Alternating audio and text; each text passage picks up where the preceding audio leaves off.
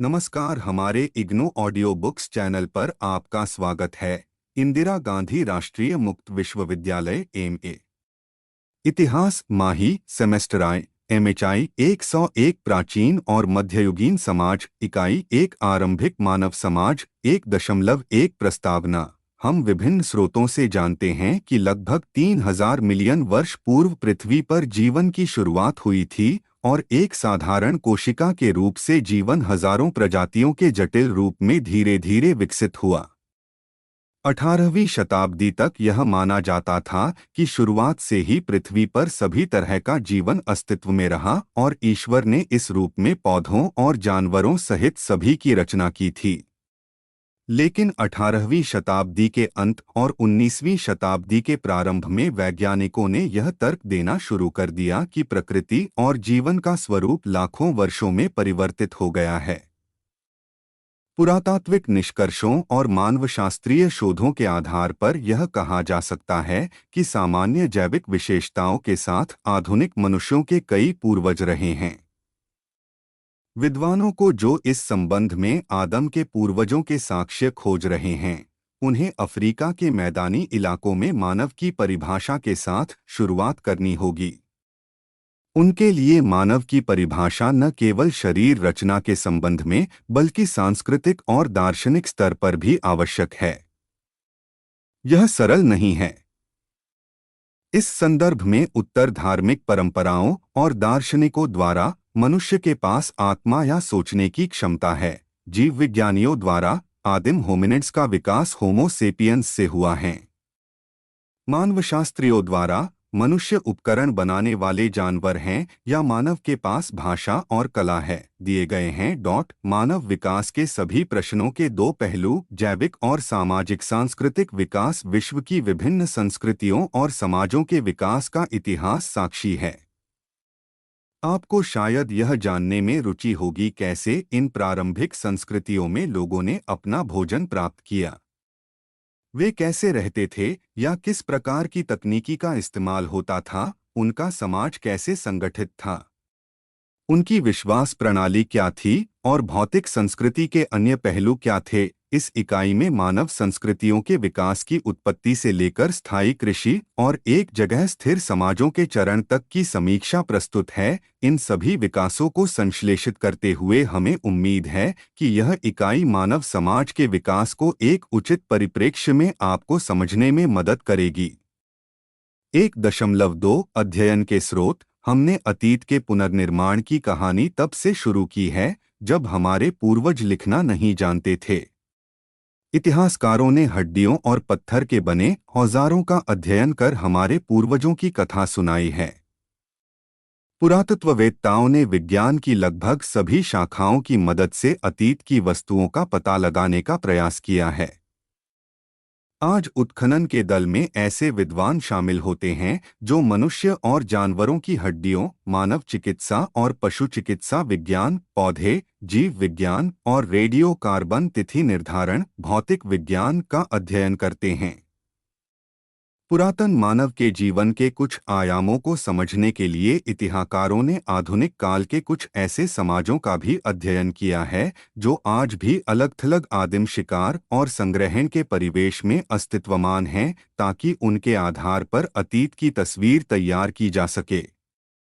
ऐसे मानव समुदायों के बारे में हम यह सोचते हैं कि संभवतः यह हमारे पूर्वजों की तरह ही रहते हैं। उनका परिवेश और रहन-सहन वैसा ही है जो हमारे पूर्वजों का रहा होगा। लेखन कला के विकास से पूर्व के इतिहास को समझने में इससे मदद मिल सकती है। R.B. ली जैसे मानवशास्त्रियों ने कुंग बुशमैन के अध्ययन द्वारा शिकारी संग्रहकर्ता जीवनशैली की काफी जानकारी प्रदान की है। यह अनुसंधान का एक नया क्षेत्र है जिसमें इतिहासकारों को गैरमानव आदिमों के अध्ययन में मदद मिली है। उदाहरणार्थ जेन गुडॉल जैसे विद्वानों ने जंगली परिवेश में चिंपांजी के व्यवहार का अध्ययन किया है। पहले यह माना जाता था कि केवल मनुष्य ही औजार का इस्तेमाल करने वाला पशु है। गुडाल ने दिखाया कि चिंपांजी भी औजारों का उपयोग करते हैं। इतिहास के इसी कोहरे के पीछे मानव इतिहास के बड़े रहस्य छिपे हुए हैं। हम यहाँ मानव इतिहास के ऐसे कुछ प्रमुख पड़ावों और मोड़ों का अध्ययन करेंगे। 1.3 मनुष्य की उत्पत्ति। मानव की उत्पत्ति अफ्रीका में हुई। हमारे आदिकालीन पूर्वजों को ऑस्ट्रेलोपिथेकस कहा जाता है। इनके जीवाश्मों को देखने से पता चला है कि ये 20 से 40 लाख वर्ष पहले के हैं। ये अवशेष तंजानिया में लेटोली और इथोपिया में हदार स्थलों पर मिले हैं। कंकालों के जीवाश्म के विश्लेषण। हदर से मिला प्रसिद्ध लूसी इसका एक उदाहरण है। के साथ साथ लेटोली के लावा की राख में चिह्नित पैरों के निशानों से यह पता चलता है कि ऑस्ट्रेलोपिथेसीन दोनों पैरों से चलते थे। अनुमानतः उनकी लंबाई 3.8 फीट थी। यह आज के 11 वर्ष के बच्चे की लंबाई से भी कम है। इस तरह के वानर जैसे प्राणी हमारे पूर्वज कैसे हो सकते हैं? वह इसलिए क्योंकि अपनी तरह के प्राणियों में केवल मानव ही पैरों से चल सकते हैं। दूसरे सभी जानवर 4 पैरों से चलते हैं। वानर जैसे इन प्राणियों की हड्डियों को देखने से भी यह प्रतीत होता है कि ये केवल 2 पैरों से चलते थे। 2 पैरों पर चलने के अलावा अन्य सभी मामलों में ये संभवतः आज के चिंपांजी की तरह दिखते थे। ऐसा प्रतीत होता है कि इनकी विभिन्न प्रजातियां 20 लाख वर्ष या उससे भी पहले पूर्व और दक्षिण अफ्रीका में रहा करती थीं। ये ज्यादातर संग्रहित वनस्पति खाद्य पदार्थ ही खाते थे। विद्वान इस बात में एकमत नहीं है कि बाद के होमो हैबिलिस जिनके जीवाश्म प्राप्त हुए हैं वे ऑस्ट्रेलोपिथेसीन की किस प्रजाति के वंशज थे। होमो हेबिलिस पूर्वी और दक्षिणी अफ्रीका में लगभग 20 लाख वर्ष पहले रहा करते थे। होमो हेबिलिस के मस्तिष्क के आकार में निश्चित रूप से ऑस्ट्रेलोपिथेसीन की अपेक्षा वृद्धि हुई थी। होमो हेबिलिस ने पत्थर के औजार बनाए जिनमें से कुछ का उपयोग निस्संदेह मांस काटने के लिए किया जाता था। वे स्वयं पाए गए मांस और वनस्पति का भोजन करते थे। होमो हेबिलिस को होमो इरेक्टस का पूर्वज माना जाता है, जिसकी उत्पत्ति 15 लाख वर्ष पूर्व अफ्रीका में हुई थी। अगले लगभग 10 लाख वर्षों में हमारे पूर्वज अफ्रीका से बाहर निकले। उनके अवशेष चीन, जावा और यूरोप में मिलते हैं। होमो इरेक्टस के मस्तिष्क का आकार और भी बढ़ा और इस बात के भी प्रमाण मिलते हैं कि उन्होंने अधिक विकसित औजार बनाए। वे बड़े पशुओं का शिकार करते थे और उन्होंने आग जलाना सीख लिया था। जैसे ही हमारे पूर्वज मांसाहारी बने तो उन्हें खाद्य ऊर्जा का एक और जरिया मिल गया।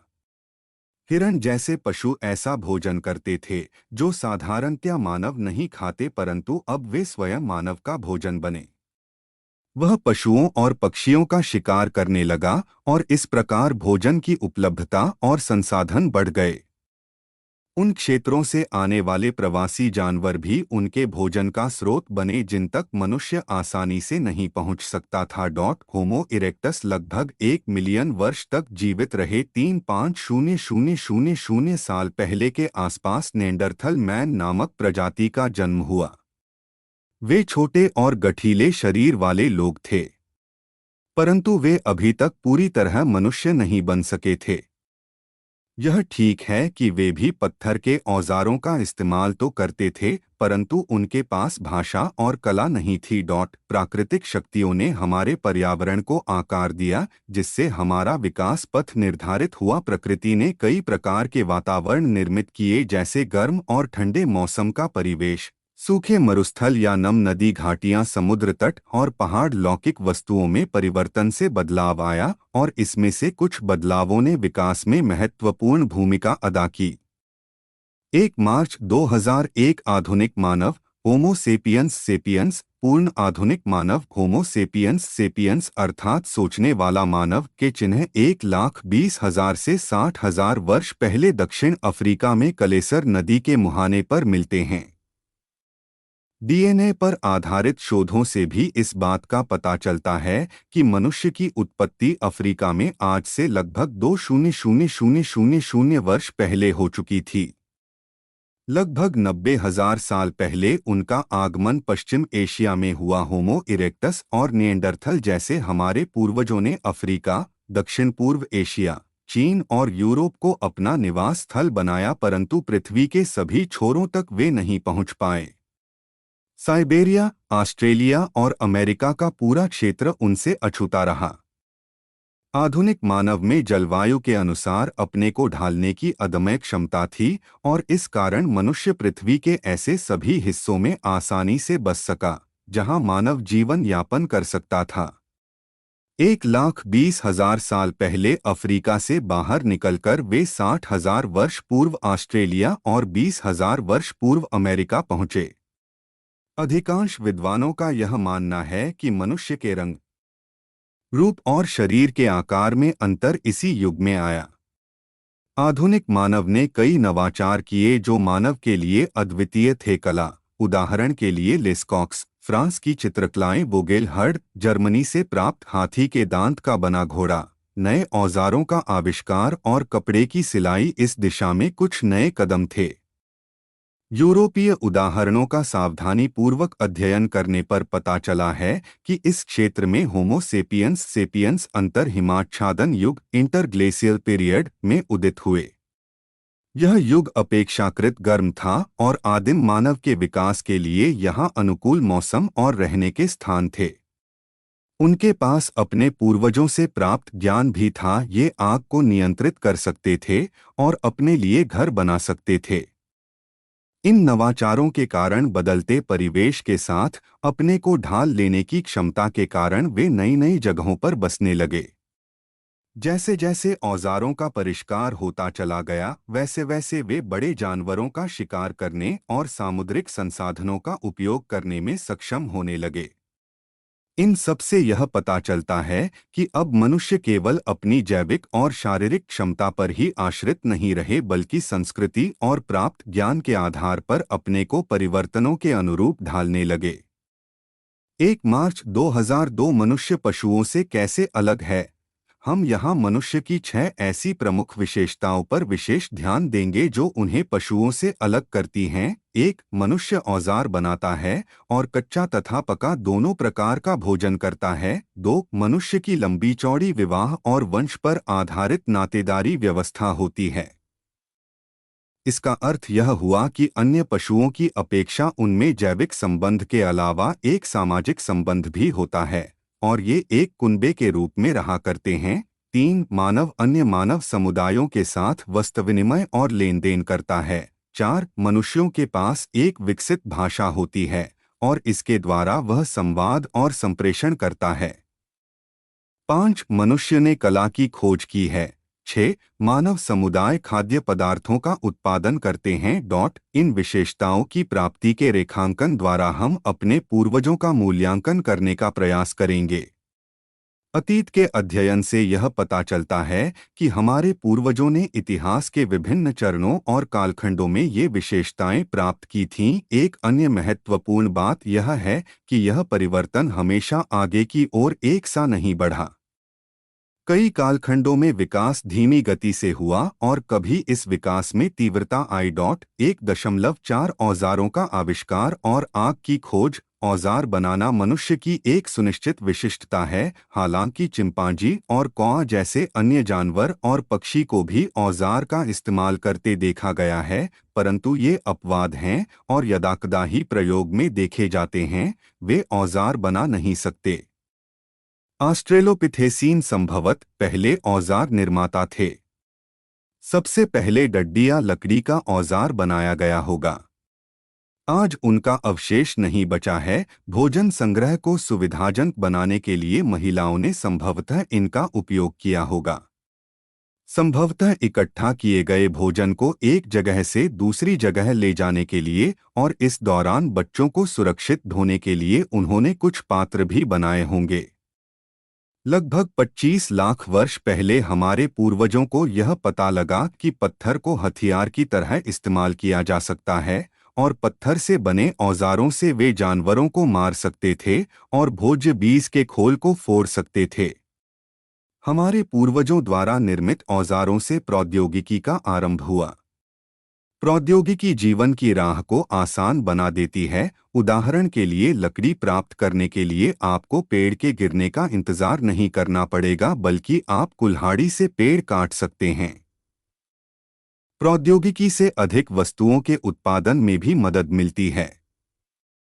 छापाखाना के आविष्कार के पहले किताबें हाथ से लिखी जाती थीं।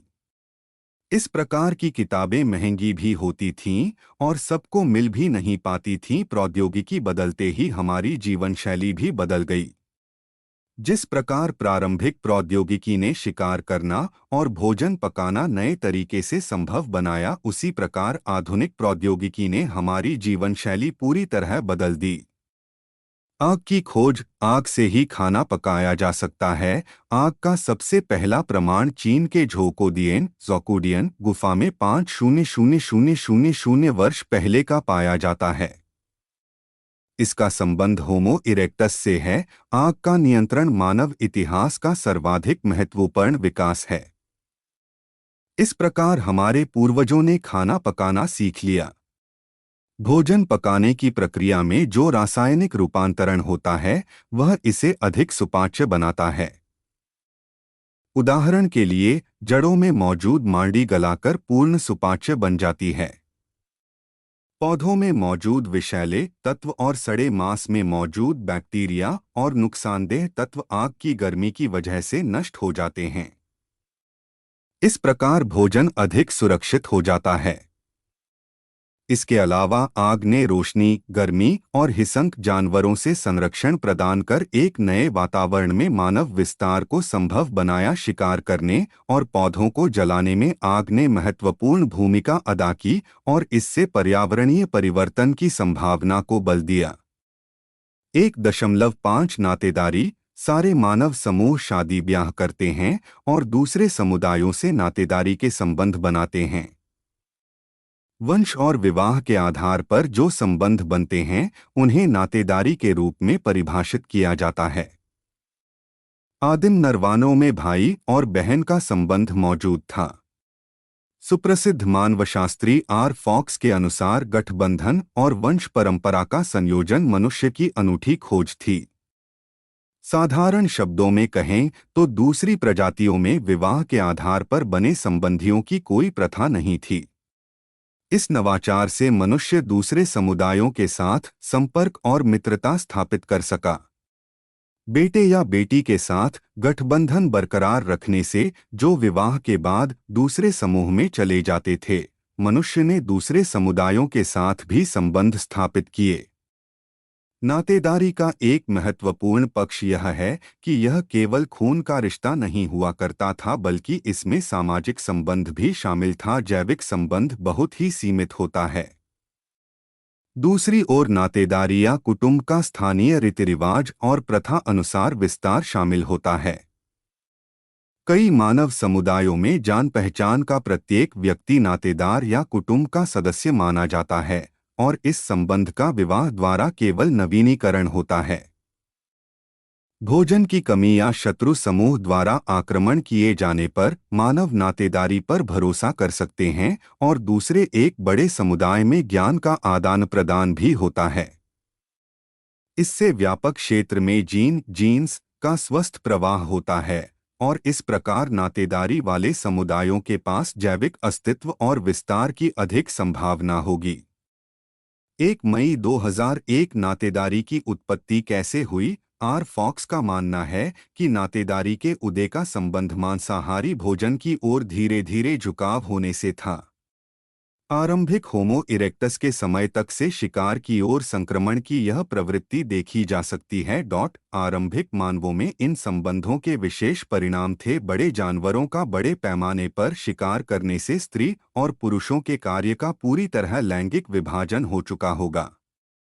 इस प्रकार के शिकार में ज्यादा दौड़ना पड़ता होगा और इसमें उन महिलाओं को शामिल नहीं किया जाता होगा जो छोटे बच्चों की देखभाल करती होंगी।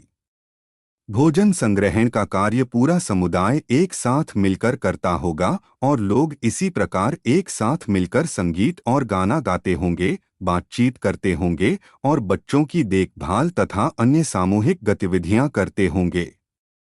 दूसरी ओर शिकार छिपकर और चुपचाप करना पड़ता होगा और यह शारीरिक रूप से तंदुरुस्त पुरुष ही यह काम करता होगा। पुरुष शिकार के लिए निकल जाते होंगे और महिलाएं भोजन संग्रहण करने के लिए। पहले हर व्यक्ति अपने लिए भोजन संग्रह करता था। इस नए स्त्री पुरुष आधारित लैंगिक श्रम विभाजन के बाद पुरुष और महिला के बीच भोजन के विनिमय की आवश्यकता का जन्म हुआ। इससे उनके परस्पर रिश्ते में बदलाव आया।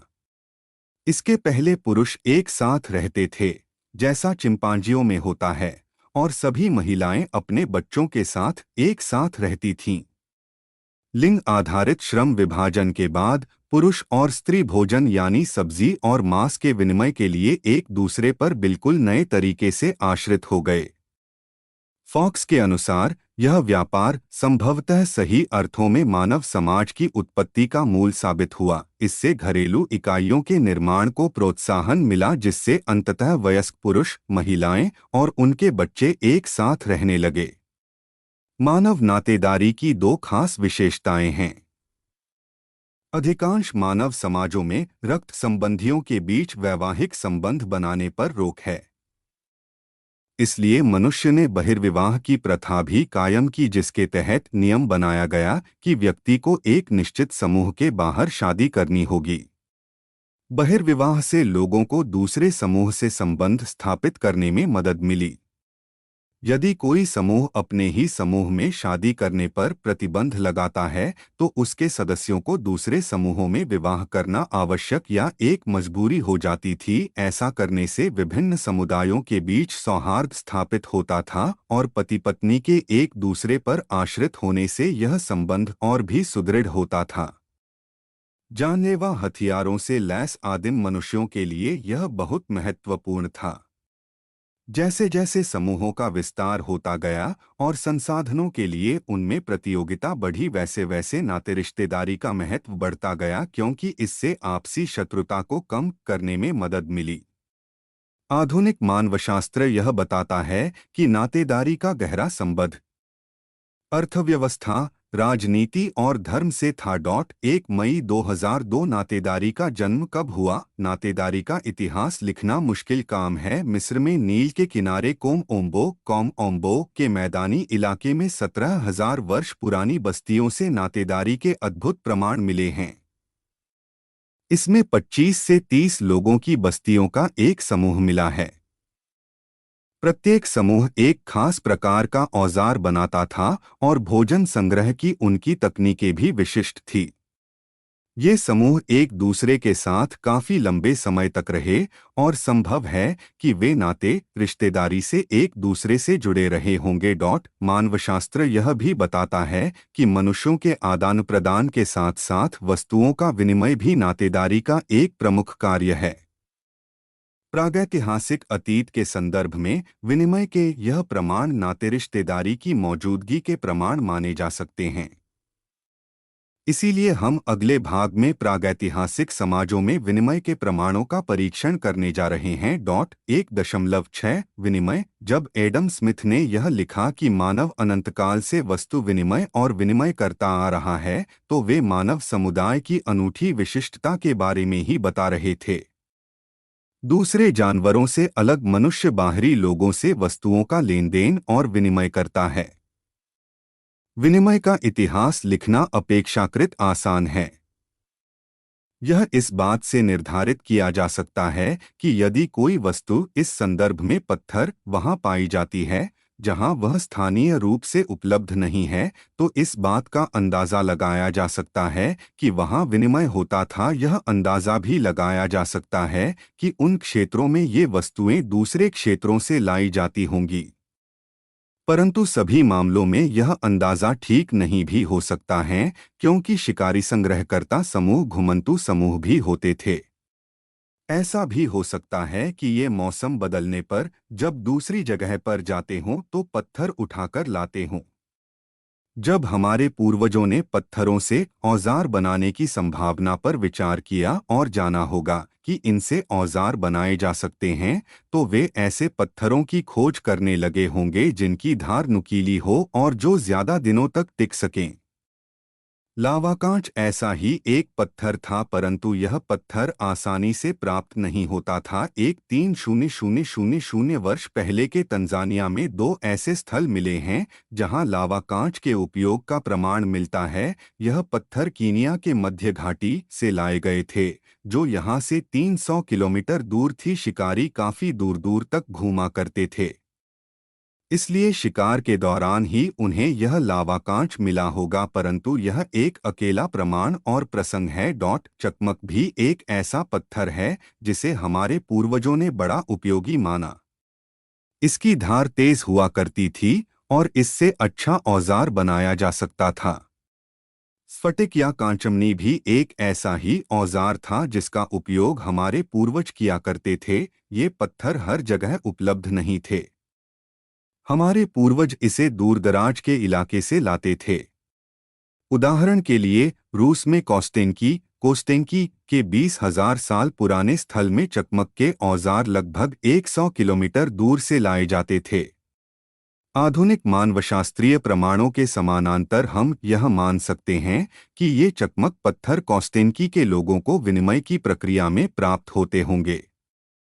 आधुनिक संग्रहकर्ता समुदाय समय समय पर एक जगह इकट्ठे होते हैं और एक दूसरे से स्त्री और बहुमूल्य उपहारों का विनिमय करते हैं। एक प्रसिद्ध कहावत है, उपहार से मित्र बनते हैं और मित्र उपहार देते हैं। प्रमाणों के आधार पर हम यह कह सकते हैं कि वस्तुओं के विनिमय का इतिहास 20,000 सीई से कम नहीं है। 1.7 कला और भाषा का आविष्कार। बातचीत करने की क्षमता संभवतः मनुष्य की एक अभिन्न विशेषता है। भाषा मनुष्य की अनुपम थाती है। दूसरे जानवर विभिन्न प्रकार की सीमित ध्वनियां ही निकाल सकते हैं। उदाहरण के लिए कुत्ता अपनी प्रसन्नता या नाराजगी का इजहार अलग अलग ढंग से भौंककर कर सकता है। दूसरे जानवरों पर भी यही बात लागू होती है, परंतु उनके द्वारा निकाली जाने वाली ध्वनियों का दायरा सीमित है। मनुष्य द्वारा निकाली जाने वाली सार्थक ध्वनियों की सीमा अनंत है। विश्व की सभी भाषाओं के शब्दकोशों की कल्पना करें तो यह बात अपने आप स्पष्ट हो जाएगी। प्रत्येक सार्थक ध्वनि के लिए एक अलग शब्द निर्धारित होता है। इसीलिए भाषा को मनुष्य का अनुपम साथी माना जाता है। भाषा की उत्पत्ति का इतिहास अतीत के अंधेरे में खोया हुआ है। 1,50,000 वर्ष पहले मनुष्य शरीर रचनात्मक रूप से की स्थिति में आ गया, परंतु अगले 1,00,000 वर्षों तक किसी भाषा के होने का स्पष्ट प्रमाण नहीं मिलता है। उदाहरण के लिए हम यह जानते हैं कि लगभग 40,000 वर्ष पहले यूरोप में पाए जाने वाले आधुनिक मानवों के पास भाषा थी। इसके कई प्रमाण भी प्रस्तुत किए गए हैं। शारीरिक संरचना की छानबीन करने से भी यह पता चला है कि उनके मुख और नासिका छिद्र, उनके लंबी ग्रसनी यानी गले के ठीक ऊपर वाणी तांत्रिका और उनकी जीमों की लोच उसे कई प्रकार की ध्वनियां और शब्द निकालने में सक्षम बनाते हैं। परंतु इस जैविक क्षमता के साथ साथ कुछ ऐसे भी प्रमाण मिलने चाहिए जिनसे सामाजिक दृष्टि से प्रयुक्त ऐसी भाषा का पता लग सके जिसका उपयोग संप्रेषण में किया जाता था। किसी भाषा की ध्वनि और किसी वस्तु के साथ उसके संबंध का कोई तार्किक रिश्ता नहीं होता। इस ध्वनि को लोग इसलिए समझ पाते हैं कि सामाजिक दृष्टि से वक्ता और बोता खास अर्थ निकालते हैं और उसे खास वस्तु से जोड़कर देखते हैं। कलाकृतियां भी समुदाय की समझ पर आधारित होती है, क्योंकि चित्रकला और मूर्तियों में प्रयुक्त प्रतीक उस समुदाय की समझ के अनुसार अंकित होता है। संक्षेप में कहें तो कह सकते हैं कि जब एक समूह प्रतीकात्मक सोच विकसित करता है तो कला का जन्म होता है। इसी कारण कला और भाषा एक दूसरे को प्रभावित करती हैं। दोनों ही प्रकार के प्रतीक किसी एक व्यक्ति की नहीं बल्कि पूरे समाज की सृजन प्रक्रिया का परिणाम होते हैं। कला मानव की अनुपम देन है। पशु चित्र बनाना और रंग भरना नहीं जानते। दूसरा कोई भी जानवर तस्वीर को समझ नहीं सकता, उसकी प्रशंसा नहीं कर सकता। पूरी दुनिया में आधुनिक मानव ने अपनी कलाकृतियों की छाप छोड़ी है। फ्रांस में लेसक्स, लेस्कॉक्स और स्पेन में अल्तमीरा की गुफाओं में प्राप्त चित्रकलाएं इतनी सुंदर है कि 20वीं शताब्दी के महान चित्रकार पिकासो भी उसकी प्रशंसा किए बिना नहीं रह सके। वे कहते हैं कि हमने, आधुनिक कलाकार, कुछ भी नया नहीं खोजा है। कला और भाषा के सुस्पष्ट प्रमाण 50,000 वर्ष से ज्यादा पहले के नहीं मिलते हैं। कला और भाषा के आविष्कार का अर्थ है दिक् और काल के अनंत परिप्रेक्ष्य में वस्तुओं को अवधारणा में ढालने की क्षमता का विकास, योजना, दूरदृष्टि, सामाजिक संगठन, अनुष्ठान, जटिल विनिमय, इसके आगोश में एक पूरी नई दुनिया उभरती है। इस नए ढंग के सहयोग, पहले से ही योजना बना लेने की क्षमता जैसे गुणों के विकास के कारण हमारे पूर्वज थोड़े समय में पूरी पृथ्वी पर छा गए। भाषा के आविष्कार के कारण ही हमारे पूर्वजों ने अपने बच्चों को यह ज्ञान सौंपा जिसे बच्चों ने न तो देखा था और न ही जाना था। इससे विचार और कल्पना का जन्म हुआ। 1.8 शिकारी संग्रहकर्ता, हम उनसे क्या सीख सकते हैं? 12,000 वर्ष पहले तक लगभग पूरी मानवता शिकारी और संग्रहकर्ता के रूप में ही जीवन व्यतीत कर रही थी। वे आधुनिक शहरी जीवन के बिल्कुल विपरीत ध्रुव पर खड़े थे। वे छोटे समूहों में रहते थे और उनके पास कोई केंद्रीकृत सत्ता या स्थायी सेना नहीं थी। वे बिना युद्ध के और बिना ज्यादा हिंसा के अपनी समस्याओं का समाधान कर लेते थे। अपेक्षाकृत साधारण प्रौद्योगिकी, लकड़ी, हड्डी, पत्थर, रेशेदार वस्तु के जरिए वे अपनी जरूरतों को पूरा कर लेते थे। औद्योगिक समाज के 8 घंटे के कार्य समय के बजाय वे अपना भोजन 2 से 3 घंटों में ही इकट्ठा कर लिया करते थे। इसलिए अमेरिकी मानवशास्त्री मार्शल साहलिन्स उन्हें मौलिक समृद्ध समाज मानते हैं। शिकारी संग्रहकर्ता अपने पर्यावरण को नुकसान पहुंचाए बिना जीवनयापन किया करते थे। हम सुविधा संपन्न और सुविधाहीन समाजों में बंटे हुए हैं। 10,000 वर्षों की कृषि और औद्योगिक सभ्यताओं ने हमें पर्यावरणीय संकट के मुहाने पर ला खड़ा किया है। बचे खुचे शिकारी संग्रहकर्ता समूहों पर एक बार पुनर्विचार करने की जरूरत है। मनुष्य की कई केंद्रीय समस्याओं के उत्तर उनके पास मिल सकते हैं। उनके सामाजिक जीवन, राजनीति, स्त्री पुरुष संबंध, प्रकृति से प्राप्त भोजन और पोषण संबंधी उनके तौर तरीके को देखना और समझना इस लिहाज से भी जरूरी है। अमेरिका के राष्ट्रपति के नाम एक पत्र, दपे, हम यहाँ लगभग 150 वर्ष पूर्व एक रेड इंडियन मुखिया द्वारा अमेरिका के राष्ट्रपति को लिखे एक पत्र का अंश प्रस्तुत कर रहे हैं। अमेरिका के राष्ट्रपति रेड इंडियन से जमीन खरीदना चाहते थे। इस पत्र से यह पता चलता है कि शिकारी संग्रहकर्ता प्रकृति को किस दृष्टि से देखते थे। आप आकाश, इस पृथ्वी की गर्माहट को कैसे खरीद और बेच सकते हैं? मुझे तो कुछ समझ में नहीं आता। यदि इस हवा की ताजगी और पानी की जिंदादिली पर जब हमारा कोई अधिकार नहीं है, तो कैसे आप इसे खरीद सकते हैं? इस पृथ्वी का प्रत्येक हिस्सा हमारे लिए पूज्य है।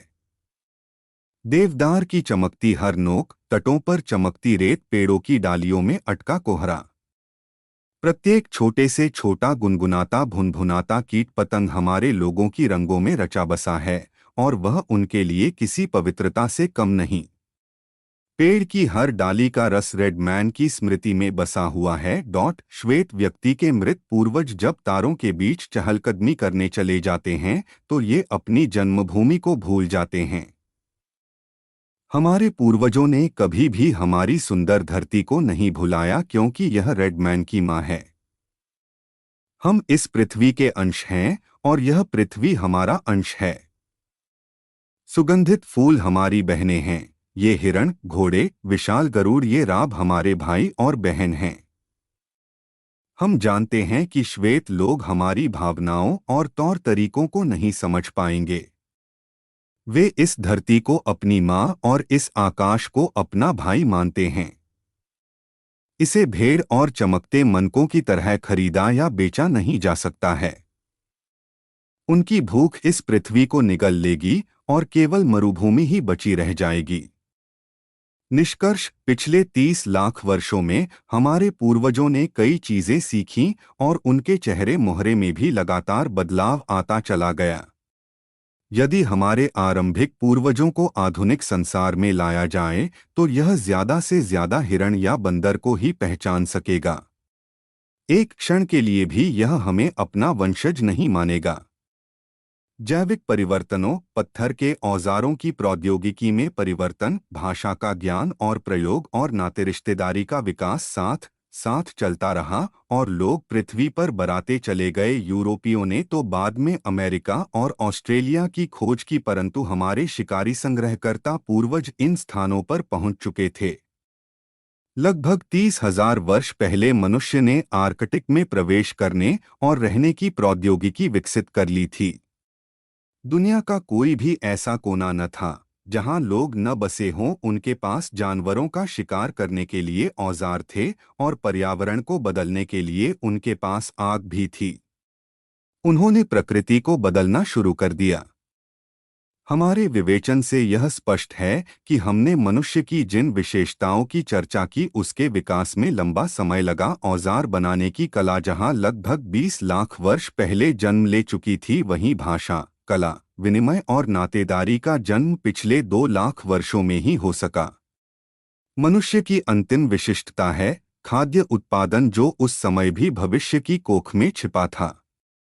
आइए इसकी जानकारी प्राप्त करें। 1.9 महान रूपांतरण, होमो सेपियंस सेपियंस का इतिहास लगातार नए कौशलों को अर्जित करने का इतिहास है। उन्होंने लकड़ी और पत्थर को मिलाकर औजार बनाने की विधि विकसित की। उन्होंने मछली मारने, नौकायन करने और तैरने की विधि सीखी। इसी समय होलोसिन युग का आरंभ हुआ। मौसम गर्म हुआ और इसके कारण पृथ्वी पर कई तरह के परिवर्तन हुए। उदाहरण के लिए पश्चिम एशिया के वन रेगिस्तान में तब्दील हो गए। दूसरी ओर यूरोप में बर्फ पिघली और वन विकसित हुए। जलवायु में हुए इन परिवर्तनों के साथ साथ हमारे संग्रहकर्ता पूर्वजों ने जीवनयापन के नए तरीके अपनाए और अपने को जलवायु के अनुसार ढाल लिया। इस पूरी अनुकूलन प्रक्रिया के 4 प्रमुख प्रक्षेपयथ थे। ज्यादातर समुदाय शिकार और संग्रह का जीवन व्यतीत करते रहे। खानपान में उन्होंने सामुद्रिक प्रजातियों और शाकाहारी भोजन में विभिन्न प्रकार के बीजों को भी शामिल कर लिया।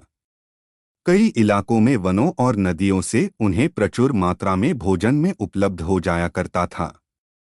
इनमें से कई समूहों ने शिकारी संग्रह की जीवन शैली को ही जारी रखा क्योंकि इसमें आज़ादी भी थी और आराम भी। यह जीवन पद्धति काफी समय तक चलती रही, यहाँ तक कि 1500 सीई में भी संग्रहकर्ता पूरी पृथ्वी के 1/3 हिस्से में फैले हुए थे। इसमें ऑस्ट्रेलिया, उत्तरी अमेरिका का अधिकांश हिस्सा, दक्षिण अमेरिका का बड़ा हिस्सा, अफ्रीका और उत्तर पूर्व एशिया शामिल थे। अभी भी 40 देशों में शिकारी संग्रहकर्ता जीवित है। लाखों वंशजों की पीढ़ी में से 1 या 2 पीढ़ी संग्रहकर्ता का जीवन छोड़कर अलग जीवन व्यतीत करने लगे। दुनिया के कुछ हिस्सों में शिकारी संग्रहकर्ताओं ने पौधे उगाने शुरू किए, परंतु वे खानाबदोश संग्रहकर्ता ही रहे। चीन और मेक्सिको से भी यह प्रमाण मिले हैं कि खानाबदोश संग्रहकर्ता ही खेती करते थे। वे एक गांव में टिककर नहीं रहते थे। वे लगभग 2000 वर्षों तक इस प्रकार की खाद्य प्राप्ति की मिश्रित अवस्था में बने रहे। इसलिए इसे मात्र संक्रमणकालीन चरण नहीं कहा जा सकता। वातावरण के बदलने और उसके अनुसार ढलने के क्रम में जीवनयापन के 2 और तरीके अपनाए गए जिसमें मानव संस्कृति के विकास के बीज छिपे हुए थे। पशुपालक, खानाबदोशी और कृषि ऐसे ही जीवनयापन के 2 प्रमुख साधन थे। 1.10 पशुपालक, खानाबदोशी। कुछ शिकारी संग्रहकर्ता समुदायों ने खेती करना और जानवरों को पालना शुरू किया। पश्चिम एशिया से मिले प्रमाण बताते हैं कि कृषि और पशुपालन लगभग एक साथ शुरू हुआ। कुछ समुदाय कृषि की अपेक्षा पशुपालन में अधिक रुचि रखते थे। मंगोलिया, तुर्कमेनिस्तान, कजाकिस्तान, अज़रबैजान आदि कुछ ऐसे मध्य एशियाई घास के मैदानों के देश हैं जहां लगभग 300 वर्ष पहले तक अधिकांश लोग पशुपालन पर ही अपना गुजारा करते थे। वैसे तो मध्यपाषाण युग में भी कुत्ता, सुअर और घोड़ा आदि जानवरों के पालने के प्रमाण मिले हैं, पर भेड़, बकरी और मवेशी, गाय भैंस के पालने की शुरुआत ने मनुष्य के जीवनयापन की पद्धति को काफी अधिक प्रभावित किया। पशुपालन ने मनुष्य की जीवन शैली को नए रंग में रंग दिया। शिकारी संग्रहकर्ता जीवनयापन शैली में जानवरों का शिकार करके उन्हें तुरंत खा लिया जाता था। पशुपालन के बाद अब जानवरों को पाला जाने लगा ताकि अभाव के समय या जब भी आवश्यकता है उनका गतिमान खाद्य भंडार के रूप में उपयोग किया जा सके। किसान तो एक जगह स्थायी रूप से बस जाते थे, परंतु पशुपालक चरागाह की खोज में एक जगह से दूसरी जगह घूमते रहते थे। ऐतिहासिक रूप से खानाबदोश एशिया, अफ्रीका और अमेरिका के घास के मैदानों में रहा करते थे, जहां उनके मवेशियों के लिए पर्याप्त मात्रा में घास और चारा उपलब्ध था। विभिन्न पशुपालक खानाबदोश समुदायों में विभिन्नताएं भी थीं और उनके अपने विशिष्ट तरीके भी। यह विशेषताएं इस बात से निर्धारित होती थीं कि वह समुदाय कौन से विशिष्ट पशुओं को पालता है। मवेशी पालक, घोड़ा पालक और अन्य पश्चिम एशिया और दक्षिण एशिया तथा उत्तरी और पूर्वी अफ्रीका के मैदानों में बकरी, भेड़ और मवेशी, गाय बैल को पालने का प्रचलन था। इन योद्धा प्रभुत्व वाले समाजों में पशु ही संपत्ति का प्रमुख आधार बन गए। हित्ती, हिक्सोस, आरंभिक यूनानी और आर्य घोड़ा पालते थे। ये घुड़सवारी नहीं करते थे, परंतु रथों पर सवार होकर युद्ध किया करते थे। यूरेशियाई घास के मैदानों में पशुपालन शुरू होने से पहले ही रेंद्रियर को पालतू बनाया जाना शुरू कर दिया गया होगा और इस प्रकार पशुपालक खानाबदोशी की शुरुआत हुई होगी। वे मुख्यतः उत्तरी यूरोप और साइबेरिया तक सीमित थे। ये समुदाय समकालीन सभ्यताओं के मुख्य केंद्रों से दूर स्थित थे। अरब और अफ्रीका में सूडान के आसपास के क्षेत्रों में आरंभिक शताब्दियों में ऊंट पालने की प्रथा प्रारंभ हुई। ऊंट कम पानी पीकर और कम चारा खाकर बहुत दिन जिंदा रह सकता था। इसलिए ऊंट पालकों ने सहारा और अरब मरुभूमियों से होकर गुजरने वाले व्यापार मार्गों को अपने नियंत्रण में कर लिया। अमेरिकी उच्च भूमियों में इलामा और अल्पाक जैसे पशुओं को पालतू बनाया गया और यहाँ भी सीमित अर्थों में पशुपालन की शुरुआत हुई। खानाबदोश समूहों को जिंदा रखने के लिए पशुओं को पालना और रखरखाव करना अपरिहार्य था। इससे उन्हें मांस और दूध की आपूर्ति होती थी।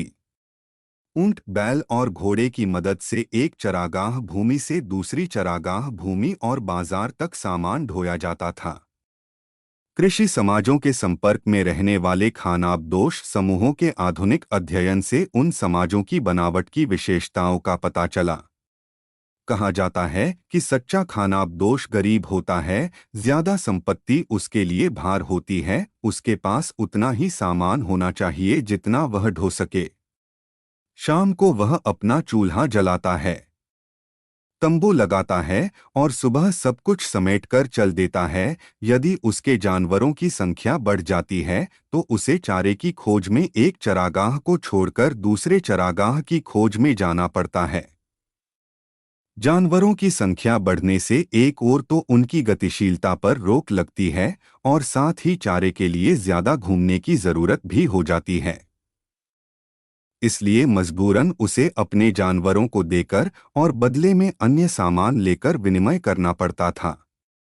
यदि उनके पास संपत्ति होगी तो वे उसे दो नहीं सकेंगे, इसलिए उन्हें मजबूरन एक जगह बसना पड़ सकता था। इस प्रकार अमीर खानाबदोश एक जगह बस गए। बहुत गरीब खानाबदोश भी बहुत दिन तक अपनी जीवन की गाड़ी खींच नहीं सके। भेड़ और बकरियों को बीमारियां लगती रहती थीं और एक बार में ही बड़ी संख्या में उनकी मृत्यु हो सकती थी। ऐसी स्थिति में अचानक पशुपालक को पता चलता है कि न उसके पास न तो भेड़ है और न बकरी। ऐसी स्थिति में वे बसे हुए समुदायों की सेवा में लग जाते हैं। पशुपालक खानाबदोश समूहों के जीवन में अंतर्निहित इस अस्थिरता ने उन्हें दूसरे पशुपालक या स्थिर बसे हुए समुदायों से संबंध स्थापित करने के लिए बाध्य किया। अपने सारे पशुओं से हाथ धो चुका कोई समुदाय हताशा में पड़ोसी पशुपालक अथवा खेतीहर समुदाय पर आक्रमण भी कर सकता है। पशुपालक समाजों में योद्धा पुरुषों का वर्चस्व होता है, जो एक दूसरे से निष्ठा के सूत्र में बंधे होते हैं। शारीरिक शौर्य और साहस पुरुष का अलंकार माना जाता है। उनकी तीव्र गतिशीलता योद्धा के रूप में उन्हें सक्रिय बनाती है और स्थायी बसे हुए लोगों की सेना को भी ध्वस्त करने में सक्षम बनाती है। कई विद्वानों का तो यह मानना है कि जब खानाबदोश समूहों ने कृषि समुदायों पर कब्जा जमा लिया तो आरंभिक राज्यों का जन्म हुआ। आरंभिक मेसोपोटामियाई साहित्य में राज्यों का निर्माण करने वाले खानाबदोश समूहों का उल्लेख हुआ है। आरंभिक यूनानी और आर्य खानाबदोश लोग ही थे जिन्होंने यूनान और भारत में सभ्यताओं को आकार दिया। सिन्युंगनू एचएसआयंगनू, पश्चिम में हून के नाम से जाने जाते हैं, ने चौथी पांचवीं शताब्दियों में रोमन साम्राज्य और भारतीय राज्यों को तहस-नहस कर दिया। खानाबदोश समूहों का सुप्रसिद्ध नेता चंगेज खां था। 13वीं शताब्दी में उसने अब तक के सबसे बड़े साम्राज्य का निर्माण किया। पशुपालक खानाबदोश आमतौर पर उन राज्यों के इलाके को ध्वस्त कर दिया करते थे जहां स्थायी खेती होती थी। बड़ी आबादी का पालन पोषण करने में सक्षम सभ्यता के केंद्रों का निर्माण, रोजगार संबंधी विविधता का विकास और स्थायी संस्थाओं के निर्माण के कारण खानाबदोश लोगों की अपेक्षा कृषि समुदाय बेहतर स्थिति में रहा। इसके बावजूद इतिहास में पशुपालक खानाबदोशों की छाप महत्वपूर्ण और चिरस्थायी है। 1.11 कृषि पश्चिम एशिया, मिस्र, भारत, चीन जैसी जगहों पर जलवायु में हुए परिवर्तनों के कारण कृषि जीवनयापन का मुख्य साधन बन गया। यहाँ के लोगों ने पशुपालन भी शुरू किया, परंतु कृषि जीवनयापन का प्रमुख स्रोत बना। संग्रहण की अवस्था से कृषि की ओर संक्रमण हमारे इतिहास का एक महत्वपूर्ण मोड़ है। अभी तक शिकारी संग्रहकर्ता मौसम के अनुसार स्थान बदलते थे और अपने लिए जंगली वनस्पतियों और पशुओं से भोजन प्राप्त करते थे। अब इसके स्थान पर कृषकों का स्थिर जीवन शुरू हो गया, जो फसल उपजाते थे और मवेशी पाला करते थे। स्थायी और स्थिर जीवन शुरू होने के साथ ही ग्रामीण बस्तियां बनी और आबादी बढ़ी। मिट्टी के बर्तन और धातुकर्म जैसे शिल्पों का विकास हुआ और अंततः राज्य और शहर निर्मित हुए। भोजन उत्पादन और पशुपालन के फलस्वरूप भोजन की प्राप्ति के प्रति नजरिया बदलता गया। अब केवल एक दिन का नहीं बल्कि पूरे मौसम की यानी दीर्घावधि योजना बनाई जाने लगी। इस नई कृषि अर्थव्यवस्था का विस्तार संग्रहकर्ताओं की पुरानी जीवनशैली के स्थान पर हुआ। धीरे धीरे कृषि जीवनयापन का प्रमुख साधन बन गया। आज भी यह अधिकांश लोगों के जीवनयापन का साधन है। औद्योगिक क्रांति के पिछले 200 वर्षों में दुनिया की तस्वीर बिल्कुल बदल गई है, परंतु आज भी भारत जैसे देश में 75% लोग किसान हैं।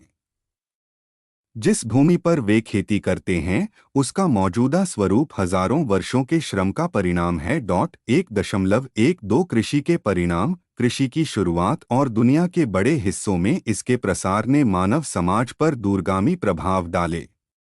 इस भाग में हम इनमें से कुछ प्रभावों का अध्ययन करने जा रहे हैं। 1 दिसंबर 2001 ग्राम संस्कृति का जन्म। शिकारी संग्रहकर्ता पशुओं और फल कंदमूल आदि की उपलब्धता के अनुसार हर मौसम में अपना घर और जगह बदल लेते थे। शिकार और संग्रहण के विपरीत खेती करने के लिए किसानों को एक ही स्थान पर लंबे समय तक रहना पड़ता था। उसे बीज बोना पड़ता था, पौधों में पानी देना होता था, पशुओं और पक्षियों से छोटे पौधों को बचाना होता था। 4 से 8 महीनों में फसल कटने के लिए तैयार हो जाती थी। इसका मतलब यह हुआ कि शिकार और संग्रहण के विपरीत कृषि में एक जगह रहने की बाध्यता थी। इसीलिए कृषि के आरंभ होने से गांव का उदय हुआ। हालांकि शिकारी संग्रहकर्ता समूहों ने भी कुछ स्थानों पर गांव और शहर बसाए थे। ये ऐसे स्थान थे जहां पूरे वर्ष भोजन पर्याप्त मात्रा में उपलब्ध रहता था, परंतु ऐसे स्थान बहुत कम थे। पशुपालन और फसल उगाने के क्रम में मनुष्य ने अपने को भी एक स्थान से बांधकर घरेलू बना लिया। हमारे कृषक पूर्वजों ने ही सड़कें, मार्ग, झोंपड़ी, घर खेड़ा, गांव और शहर बसाए। पुरातत्ववेत्ता ऐसे ही स्थानों पर उत्खनन करते हैं। 1 दिसंबर 2002 जनसंख्या में वृद्धि और बस्तियों का विस्तार। स्थायी रूप से बसने और खेती की शुरुआत होने से जनसंख्या बढ़ी और इसका क्षेत्रीय प्रसार भी हुआ। एक जगह बसे समुदायों में जनसंख्या की वृद्धि तेजी से हुई। अनाज के पैदावार होने से इसे कूटकर दलिया भी बनाया जाने लगा। बकरी और भेड़ पालने से दूध मिलने लगा। अब शिशुओं के लिए माता के दूध का सेवन कम किया जा सकता था क्योंकि उन्हें पशु दूध, दलिया आदि भोजन मिल सकता था।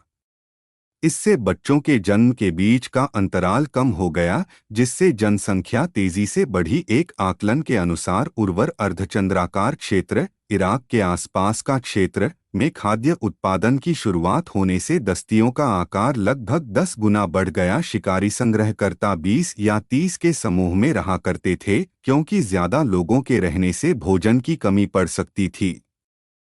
शिकारी संग्रहकर्ताओं द्वारा जुटाए भोजन की तुलना में किसान ज्यादा अनाज उपजा सकते थे। अब वे जमीन के छोटे टुकड़े से ज्यादा लोगों के लिए भोजन उपलब्ध करा सकते थे। शिकारी संग्रहकर्ताओं के विपरीत किसान ऐसे भोजन का उत्पादन कर सकते थे जिसे ज्यादा समय के लिए सुरक्षित रखा जा सकता था। इस प्रकार सैकड़ों की आबादी वाले गांवों की स्थापना हुई।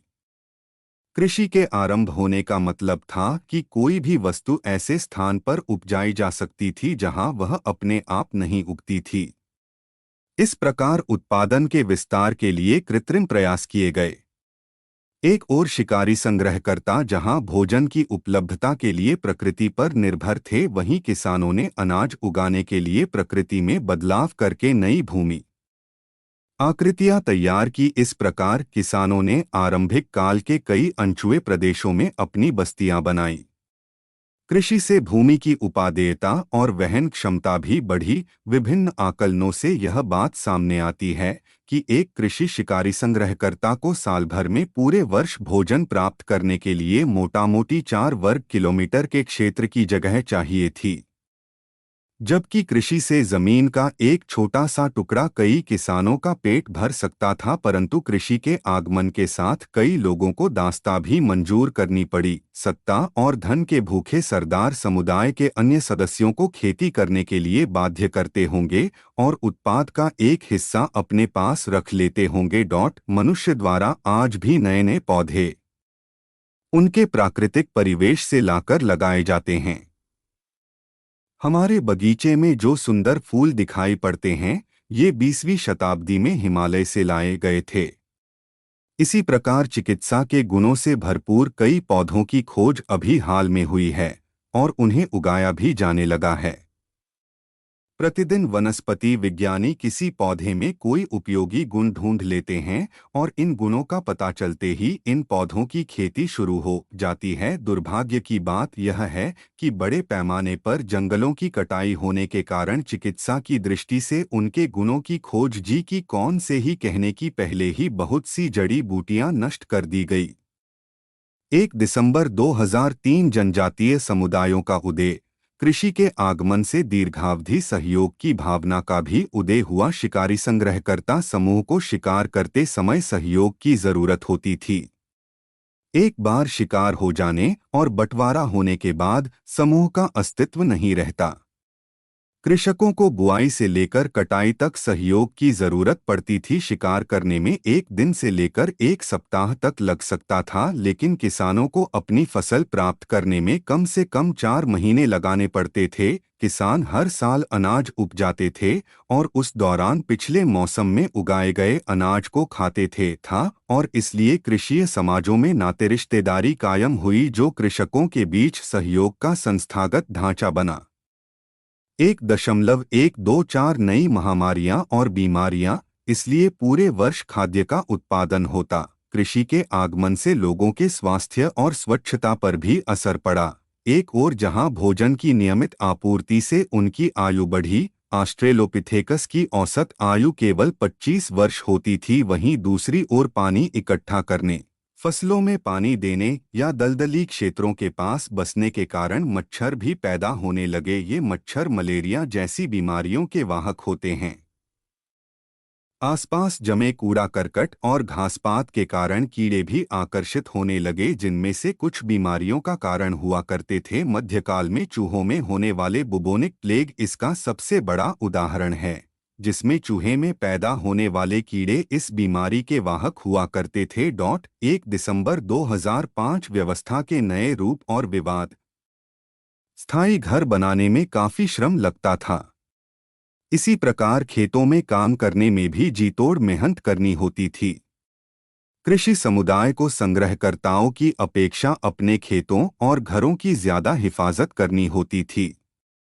यदि संग्रहकर्ताओं में आपसी टकराव होता था तो हारने वाला दल स्थान छोड़कर हट जाता था।